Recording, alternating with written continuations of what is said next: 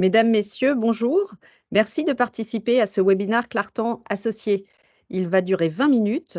Vous pourrez poser vos questions dans l'espace réservé de l'interface Teams sur l'onglet Conversation et nous y répondrons volontiers en fin de présentation. Vous recevrez prochainement le replay et le support. Nous vous proposons aujourd'hui de nous pencher sur les obligations. Après de longues années de vaches maigres et une année 2022 très secouée, elles sont redevenues un support d'investissement intéressant. Nous ferons à cette occasion un point sur notre fonds Clartan Patrimoine. Nous sommes deux intervenants, Nikolai Marinov, gérant financier, Bonjour.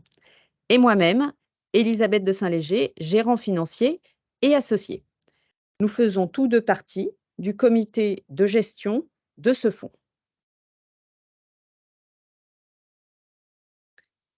En préambule, une vue d'ensemble de notre offre.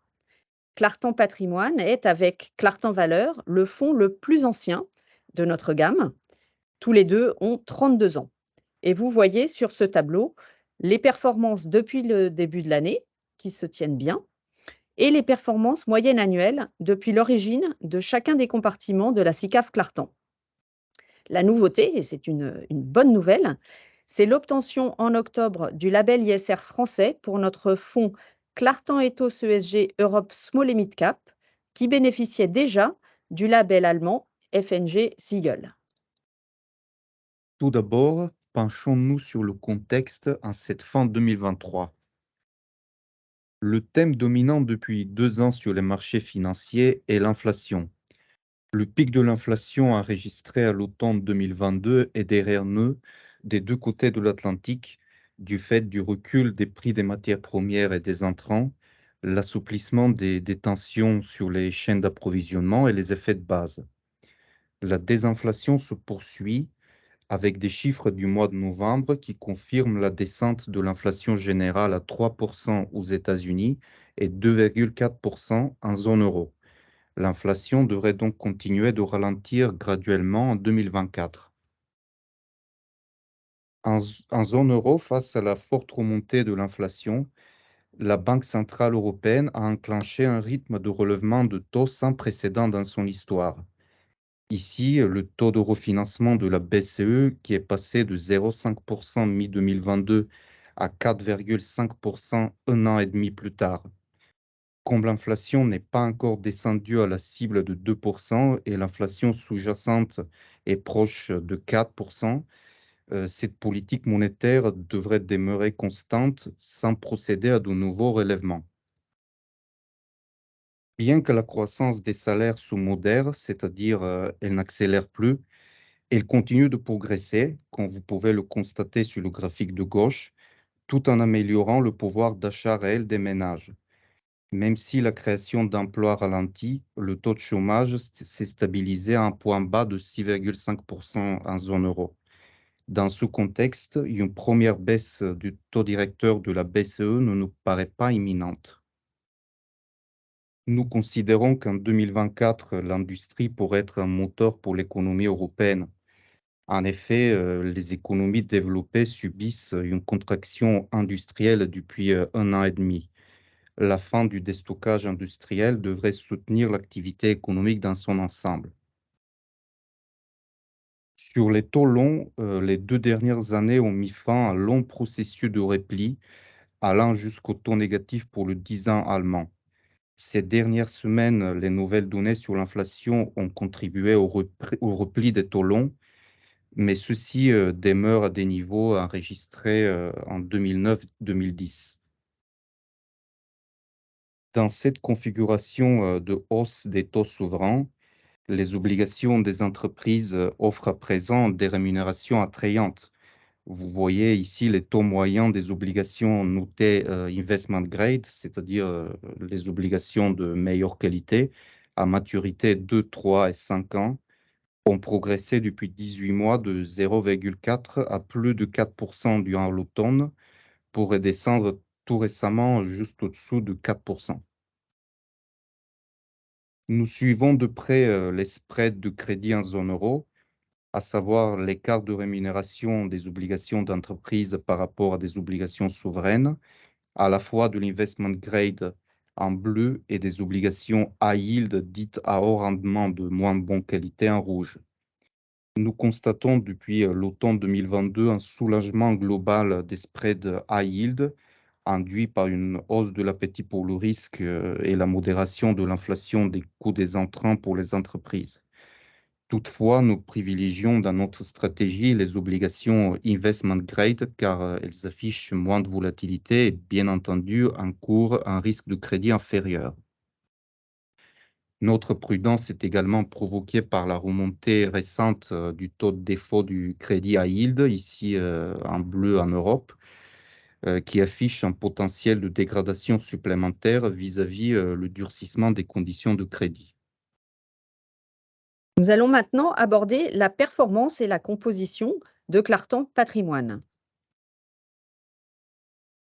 Il bénéficie d'un historique très long, que vous voyez représenté sur ce graphique, et présente une performance moyenne depuis l'origine de plus 4,2%.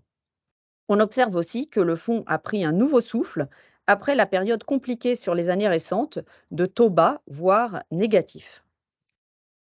Clartan Patrimoine est destiné à placer de l'épargne de précaution ou de la trésorerie à moyen terme, en cohérence avec son objectif qui est de préserver et revaloriser le capital sur un horizon de 2 ans. Il est statutairement à dominante obligataire, donc que vous voyez représenté en vert sur le camembert, avec un minimum de 50% en obligations investment grade libellées en euros, c'est-à-dire notées mieux que triple B- par une des grandes agences de rating. Pour les entreprises, nous piochons les émetteurs dans l'univers d'investissement de Clartan, de sociétés de qualité bien gérées, et nous adaptons la duration au contexte de taux. Nous y reviendrons par la suite. Ce socle obligataire procure de la stabilité et du rendement, ce qui est nouveau dans le contexte après toutes ces années de taux très faibles. Et ce socle est complété par un portefeuille d'actions géré selon le processus Quality and Value de Clartan, avec un filtre supplémentaire vers une recherche de visibilité. L'exposition aux actions est statutairement plafonnée à 35% et modulée en fonction du contexte. La mission du fonds nous incite à gérer avec prudence les différents risques, notamment le risque devise, en ayant des instruments quasi exclusivement libellés en euros, le risque de crédit, en sélectionnant des contreparties de qualité, et bien sûr le risque de taux. Nous sommes également amenés à exploiter la flexibilité permise par le prospectus en faisant preuve d'agilité dans l'allocation pour nous adapter au contexte et atteindre l'objectif. Ainsi, de 2017 à 2022, nous avons réduit la part des obligations souveraines, qui sont en couleur vert foncé, au profit des obligations d'entreprise, en couleur vert anis, car elles nous semblaient présenter une meilleure rémunération du risque. En 2023, comme le niveau de rémunération des produits de taux est désormais plus adapté à notre objectif de gestion, et dans un souci de contenir la volatilité du fonds, nous avons réduit l'allocation action assez drastiquement, à 10-12% au printemps, puis à 5% à l'automne. Revenons sur 2022. C'était une année difficile pour les investisseurs, puisque la plupart des grandes classes d'actifs ont affiché des performances nettement négatives. Dans ce contexte, le fonds a bien résisté. Le recul de sa poche action, moins 4,6%, est à comparer à des marchés qui, eux, ont baissé de moins 10 à moins 20% selon les segments et les géographies. La poche obligation a reculé de moins 3%, alors que les marchés ont connu des niveaux de pertes prononcés, de moins 10 à moins 13%. Ceci avait surpris et même traumatisé les épargnants sur cette catégorie d'actifs réputés à risque faible. Notre fonds Clartan Patrimoine, représenté par la ligne bleue, a ainsi terminé l'année 2022 en baisse de moins 5,1%, ce qui constitue une performance relative honorable par rapport à la catégorie d'allocation prudente Europe en orange ou à l'indice de la catégorie en vert. Sur ce graphe, vous voyez ainsi que la performance 2022 de Clartan Patrimoine, représentée par le point bleu, est au-dessus de celle de la catégorie en orange, de l'indice en vert et de la plupart des pairs en gris. Vous constatez aussi que la volatilité du fonds qui se lie sur l'axe horizontal a été contenue par rapport à celle des pairs. Ceci est le résultat d'une sélectivité des actions et des contreparties et d'une gestion délibérément prudente de la duration. Ce graphique illustre justement notre gestion disciplinée du risque de taux. La courbe verte, c'est le taux allemand à 10 ans. On voit qu'il est resté négatif pendant plusieurs années, jusqu'à fin 2021. Dans cette situation anormale, le risque majeur était pour nous le retour des taux vers une normalité, sans savoir quand ni comment cela se produirait. Et nous avons donc conservé une duration faible, représentée par les points orange, et on a fait ça avec des obligations à maturité courte ou à taux variable. C'est ce qui a en grande partie immunisé le portefeuille quand la normalisation s'est matérialisée de façon violente en 2022. Vous voyez que le taux allemand, qui était négatif jusque-là, a bondi à 2,5 en l'espace de quelques mois. Nous avons patienté pendant cette phase d'ajustement brutal. Nous avons attendu que l'essentiel de la hausse soit derrière nous pour augmenter activement la duration à partir de fin 2022, comme on le voit sur la partie droite. Ainsi, en 2023, nous avons commencé par céder la plupart des obligations à taux variable qui avaient bien joué leur rôle pour les remplacer par des obligations à taux fixe. Et nous avons augmenté l'allocation obligataire jusqu'à 90% de l'actif net. Nous avons continué à privilégier une belle qualité de crédit. Vous voyez que le rating moyen est à BBB+. Et nous avons augmenté la diversification du portefeuille, donc avec un plus grand nombre d'émetteurs et un plus grand nombre de lignes. La duration est désormais à 2,1, ce qui est cohérent avec l'horizon d'investissement du fonds, et le rendement attendu, un peu plus de 4%. Nous décomposons ici le portefeuille obligataire. Tout en bas, les obligations souveraines allemandes et françaises sont un support d'attente. Mais la plus grande partie de la poche est investie en obligations d'entreprise dans un grand nombre de secteurs.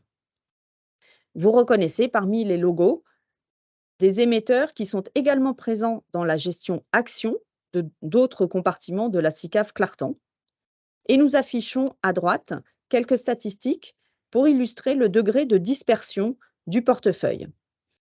Donc, le montant maximum d'une ligne, par exemple, est inférieur à 4%. Et nous affichons également une illustration du niveau de liquidité qui est très satisfaisant, puisque la grande majorité des lignes sont issues d'émissions dont la taille est supérieure à 500 millions. Enfin, la qualité de crédit du portefeuille est manifestée par la large prédominance de lignes notées BBB- ou mieux. Les titres non notés sont émis par SEB et Bureau Veritas, qui se passent de rating en fait et émettent de la dette dans de bonnes conditions. Dans la catégorie high yield ou haut rendement, les émetteurs sont juste un cran ou deux en dessous de l'investment grade à BB+, surtout, et nous sommes très confiants sur leur solvabilité. Nous détenons d'ailleurs les actions de ces mêmes émetteurs dans d'autres fonds. Certains ont même rejoint la catégorie investment grade, à l'instar d'Elis, que nous détenions dans cette ligne. Notre portefeuille actions est constitué d'entreprises à forte visibilité des résultats, peu chères, illustrées par un multiple moyen sur résultat net de 2,5 et offrant globalement un rendement dividende de 3,6%.